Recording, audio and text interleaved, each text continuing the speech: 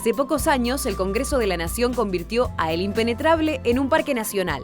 Pero a pesar de eso, la expropiación de las tierras y la ocupación definitiva por parte del Estado aún no se efectivizaron. En este bloque vamos a analizar por qué está pasando eso y, fundamentalmente, cuánto falta para que todos los argentinos podamos disfrutar de esa inmensa reserva natural de 130.000 hectáreas en la que habitan decenas de especies en peligro de extinción.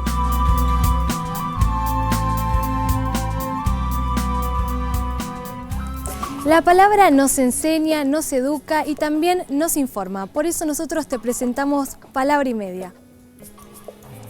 Para hacer algo por la ecología conviene saber de qué se habla. Esto es Palabra y Media, el diccionario de ambiente y medio.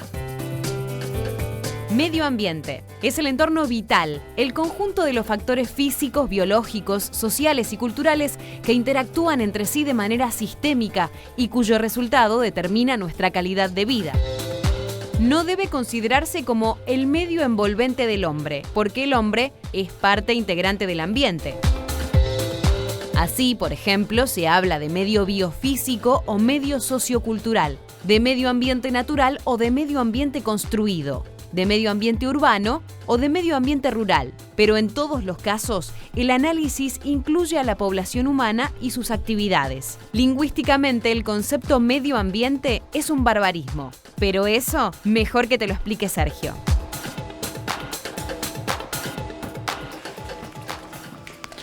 Yo te voy a explicar por qué hablamos de medio ambiente y no de ambiente entero, o como jugamos nosotros, de ambiente y medio. A todo el mundo le llama la atención la palabra o el concepto medio ambiente, porque no es la mitad. ¿Por qué se llama medio ambiente? Y te voy a contar la historia, porque a pesar de que es un mito urbano, a pesar de que hay libros que la reflejan y la cuentan, está claro que la historia existió y dio como resultado una barbaridad lingüística. Desde el punto de vista estrictamente gramatical, hablar de medio ambiente, es decir, algo que se repite porque medio y ambiente quieren decir lo mismo, es lo que se conoce como pleonasmo.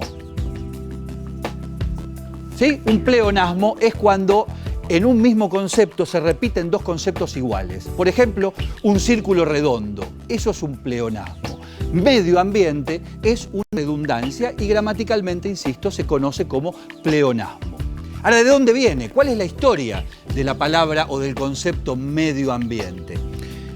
Cuenta la leyenda que en 1972, cuando se realizó la primera conferencia de medio ambiente de Naciones Unidas en Estocolmo, en Suecia, no había computadoras y había que traducir los documentos que se escribían y se redactaban preferentemente en inglés al resto de los idiomas de los demás países participantes. Entonces, cuenta la leyenda que las mecanógrafas, insisto, no había computadoras, era papel y carbónico. Atenti Camila, que no conoció ni sabe lo que es un carbónico seguramente, porque no es de mi generación. Las mecanógrafas encontraron que tenían que traducir en un glosario los distintos términos desde el inglés. El principal era el término environment, que quiere decir en inglés, y acá escribían, perdonen la letra, no es lo mío la escritura, pero no importa. Environment en inglés quiere decir, y acá intervenían las traductoras y las mecanógrafas, quiere decir entorno, coma, medio, coma, ambiente. ¿De acuerdo? Estamos hablando de, precisamente, sinónimos. Environment, que es ambiente en inglés, tiene como sinónimos entorno, medio y ambiente. Cuenta la leyenda que en algún momento alguna de las mecanógrafas le erró y borró esta coma. Y al desaparecer esa coma, quedó entorno, coma, medio ambiente. Y eso fue lo que se sigue trasladando hasta nuestros días. Llevamos más de 40 años hablando de un pleonasmo, o como dicen los gramáticos españoles, de un barbarismo, hombre. Porque medioambiental, que es lo que deriva de este pleonasmo, es claramente un barbarismo.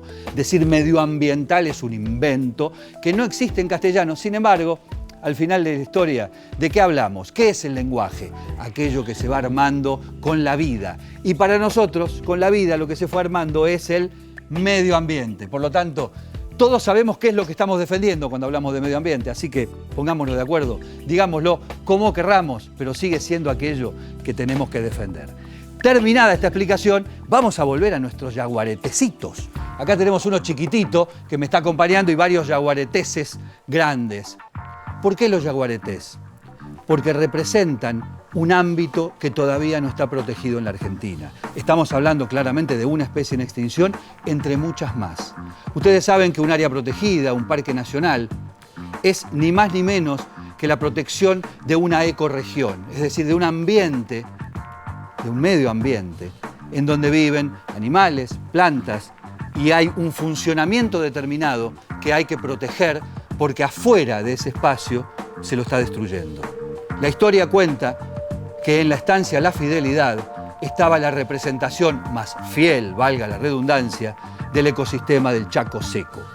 Se lo quiso proteger. Todavía no se pudo. Vean el informe.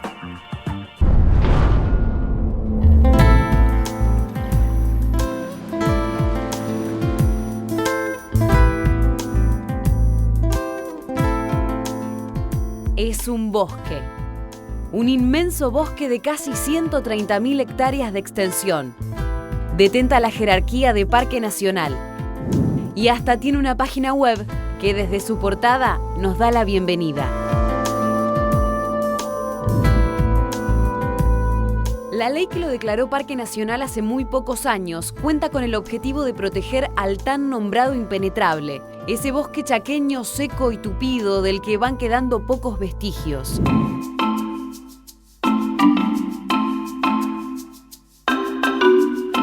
Sin embargo, una causa judicial teñida de sospechosas idas y vueltas tiene detenido un proceso fundamental, la posesión efectiva de las tierras por parte del Estado para iniciar las tareas de cuidado y conservación. El Parque El Impenetrable hoy no se puede entrar, no está otorgada la posesión, es un parque nacional, pero parques nacionales no puede administrarlo. Esta situación es porque el juez que había otorgado posesión revertió sus propias palabras. El complejo proceso judicial que lo atraviesa tiene ribetes muy oscuros. El parque se asienta sobre la vieja estancia La Fidelidad, propiedad de los hermanos Roseo, de los cuales uno falleció y el otro fue violenta y sospechosamente asesinado. Hubo todo tipo de chicanas, la sigue habiendo, de hecho, ¿no? Obstaculizaciones, hay muchos intereses, un territorio que se supone vale muchísimo dinero en términos de mercado, pero lo que pasa es que eso no es para mercado, es otra cosa.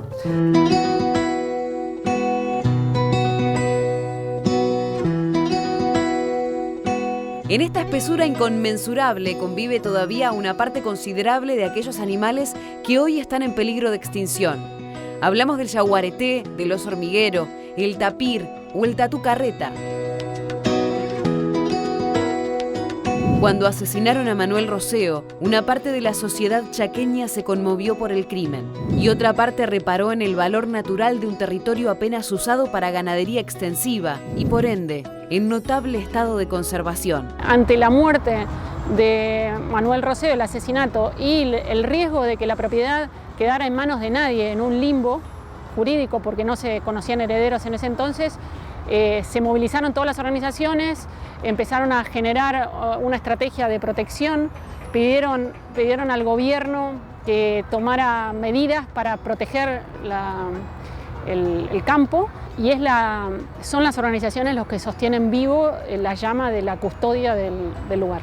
Rápidamente, ambientalistas, ciudadanos comprometidos y empresas reunieron el dinero de su valor fiscal. Frente a la defección de Formosa, el Estado chaqueño decidió expropiar la parte que se extiende en esta provincia. Y yo creo que en estos años ha habido un trabajo muy interesante al respecto, se avanzó mucho, en el sentido que hubo primero algunos campamentos que pusimos con algunas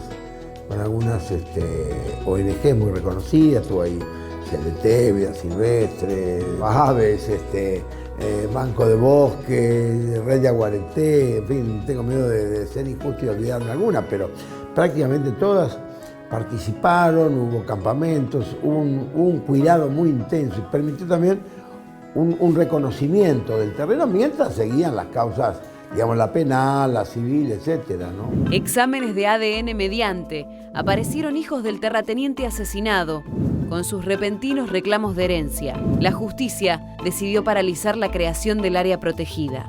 Cuando este parque se toma la decisión de protegerlo al área, no había herederos declarados. Eso hoy en día cambió, hay herederos declarados, pero en sí mismo a lo que es el proceso de expropiación no le cambia nada al Estado saber que se llama Juan Pedro o es el gobierno italiano el dueño de las tierras. Ante la ausencia de cuidadores o guardaparques, la depredación, la caza furtiva, la pesca y la tala indiscriminadas pusieron en riesgo lo que se pretendía conservar. Hay afuera, en la entrada de lo que es la vieja estancia, hay un pequeño puesto de guardaparques, pero que están ahí afuera. Es decir, nadie sabe lo que hay adentro, pero los tiros se escuchan y las camionetas con animales salen. Es feroz, es feroz.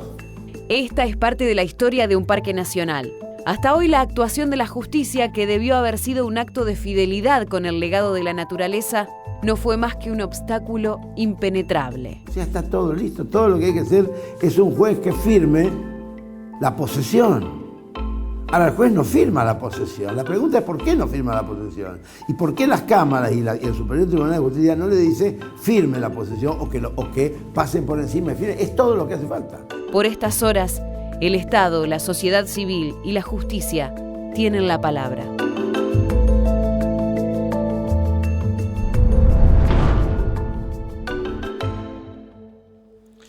Dos reflexiones al respecto del impenetrable. La primera es billetera mata galán. ¿Por qué alguien se interesaría en no permitir que el Estado ingrese en lo que la ley declara Parque Nacional? Probablemente porque detrás haya un inmenso negocio que fue el que, dicen algunos, promovió el asesinato de uno de los dueños de la estancia de la Fidelidad. Y la segunda reflexión es, estamos hablando del único parque nacional en la historia de la Argentina creado a instancias de la sociedad civil. Fueron personas físicas y organizaciones ambientalistas los que le llevaron al Estado la posibilidad de realizar esta proeza desde el punto de vista ambiental. Para hablar de esto están con nosotros Norberto Nigro, que es el presidente de la red Yaguareté, y Raúl Chiesa, que actualmente fue vicepresidente de Parques Nacionales, es un emblema en la administración Parques Nacionales y hoy es el director de la Regional Norte. Vamos a empezar con Norberto Nigro de la red Yaguareté. ¿Por qué es importante que finalmente el impenetrable se convierta en Parque Nacional de facto, quiero decir, en los hechos? En los hechos. Bueno, realmente es un área privilegiada. Tantos años de conservarse naturalmente por el propietario. Hay poca explotación maderera. Ambientalmente tiene condiciones raras en el Chaco. Es un Chaco seco húmedo porque hay bañados, el mismo crecimiento de los ríos generan que haya una avifauna y unos mamíferos impresionantes. Realmente una cantidad de animales muy raro de ver en un área. Digamos, vos salís del parque y no ves nada. No ves nada. No ves nada. Adentro. Adentro se te cruzan tropas de animales. Raúl Chiesa, que conoce del tema y bajo cuya jurisdicción está precisamente el Parque Nacional El Impenetrable, al cual paradójicamente no se puede entrar, por algo se debe llamar impenetrable, ¿no? Raúl, ¿qué está haciendo Parques Nacionales como organismo del Estado vinculado y directamente asociado a la cuestión de las áreas protegidas para resolver este litigio y que finalmente se pueda proteger ese área? Son dos caminos, te diría, unidos, pero de actividad por separado. Por un lado estamos con las áreas jurídicas de parques, junto con la provincia, instando para que se resuelva la situación, esta traba judicial que realmente nos sorprendió, que fue rechazada a instancias de Cámara y está volviendo a la sede original en el juzgado radicado en Roque Sáenz Peña. No tenemos dudas de que estas demoras, estas trabas, estas sorprendentes dilaciones, exactamente, por ser finos, van a terminar cayendo.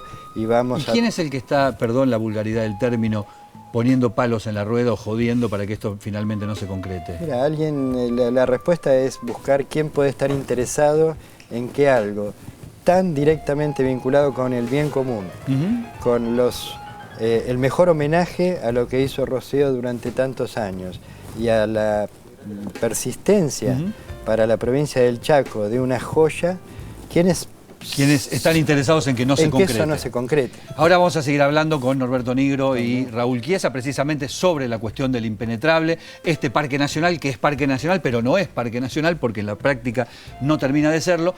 Y mientras tanto, Camila me va a contar precisamente de qué animalitos estamos hablando que tienen valor para ser protegidos en ese parque nacional.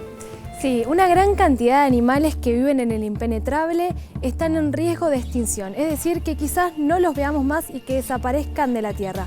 Veamos entonces algunos de los animales que viven ahí que pueden desaparecer. Para empezar está el huasuncho, acá lo vemos, el pecari, el oso melero y el tatú carreta. Estos son algunos de tantos otros y además hay muchas aves que padecen lo mismo. Entonces acá las vemos, halcón blanco, charata, águila coronada y chajá. Es muy importante decirlo porque, como decía antes, pueden desaparecer.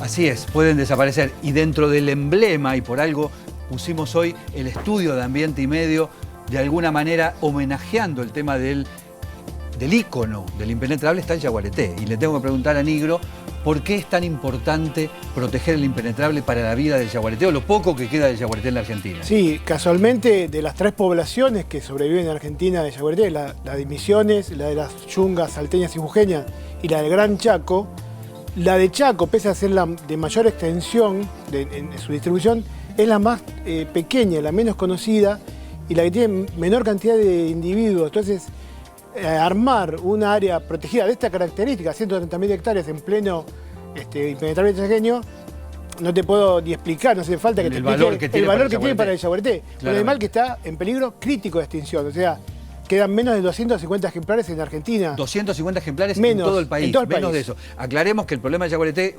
ustedes que son especialistas... Son variados, digamos. Son variados, pero la hay caza, la deforestación, la pérdida del hábitat, etcétera, etcétera, porque el yaguareté, se sabe, es un animal que requiere muchísima superficie para desarrollar su actividad biológica y por lo tanto, a medida que se va achicando esa superficie, claramente se lo pone en riesgo. Raúl, ¿qué está pasando adentro hoy de la fidelidad, de lo que es el Parque Nacional por ley, pero no en los hechos? Porque las versiones, incluso las denuncias, lo que indican es que hay caza furtiva, hay de todo, aprovechando la situación de... Hay de todo, aprovechando esa situación, como bien decís, Sergio, y fundamentalmente, entre ese todo, lo que más nos angustia y lo que más nos preocupa es la presión de caza furtiva. Claro. Hay otras amenazas que persisten, que atacan la integridad de esta área, por ejemplo, presencia importante de fauna exótica, burros, ganado orejano, dueños que se avivan de meter... que meten su ganado ahí adentro, a favor y que aprovechan de y alambrados caídos o cortados, pero lo que nos angustia es básicamente la presión de caza furtiva. Ahora, yo lo digo con todo respeto, mirando a la cámara, y de paso despido y agradezco infinitamente a Raúl Chiesa y a Norberto Nigro por habernos acompañado. Lo miro a la cámara y digo, si un juez tiene la responsabilidad de determinar que finalmente esto se convierta en lo que la ley ha dicho, es decir, un parque nacional por expropiación por parte del Estado a un particular, que no espere más, porque está claro, no está en riesgo la vida de personas, pero sí está en riesgo uno de los ecosistemas más valiosos de la Argentina. Después, aclaro, no nos llenemos la boca hablando de medio ambiente, si no hacemos las cosas que en el momento que hay que hacerlas, tenemos que hacer. Camila. Esta pregunta va para todos los que nos están mirando. ¿Ustedes conocen la palabra desalinizador? Si la respuesta es no, en el próximo bloque, la escuela número 32 de San José de San Martín nos va a contar en detalle. Ahora nos vamos a un corte y ya volvemos. Invitamos a presentar antecedentes a las organizaciones de la sociedad civil con experiencia en planificación participativa, formulación de planes de manejo de bosques y proyectos de desarrollo rural.